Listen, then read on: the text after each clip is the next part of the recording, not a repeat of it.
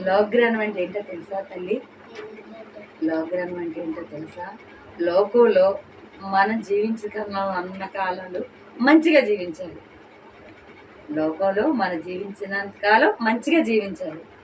ఎవరికి కీర్తాల పెట్టకూడదు, ఎవరిని దూషణగా మాట్లాడకూడదు, ఎవరికి కోపం తెప్పించే పనులు చేయకూడదు. మంచి పిల్లలుగా ఎదగాలి, మంచి బుద్ధి తెచ్చుకోవాలి. ఎవరు ఏం చెప్పినా గౌరవంగా సమాధానం చెప్పాలి. చిన్నవాళ్ళని ప్రేమించాలి, పెద్దవాళ్ళకి గౌరవం ఇవ్వాలి. ఎవరితో మాట్లాడినా గౌరవం తగ్గట్టుగా మాట్లాడాలి. అంతేగాని మన నోరుందగా ఇష్టసరంగా మాట్లాడకూడదు తల్లి. అదే లోకంలో మన గౌరవంగా మర్యాదగా పెరిగేది ఏంటంటే మన నోటి మాట. మన నోటి మాటను పెట్టి మన గౌరవం మర్యాద పెరుగుతుంది తప్ప మనం వేసుకున్న బట్టలు పెట్టి కానీ, మనం వేసుకున్న నగలు పెట్టి కానీ, మనం తిరిగే కార్లు పెట్టి కానీ మనకు పెరగదు. ఎలాంటి వాళ్ళకైనా మర్యాద ఇవ్వాలి. చిన్నవాళ్ళు మన దగ్గరికి వచ్చారనుకో ప్రేమగా దగ్గర చేరదీసి వాళ్ళతో ప్రేమగా మాట్లాడాలి. పెద్దవాళ్ళు మన దగ్గరికి వచ్చారనుకో రాగానే నమస్తే అండి నమస్కారం పెట్టాలి. రాగానే మంచినీళ్ళు తాగుతారా నువ్వు మంచినీళ్ళు ఇవ్వాలి.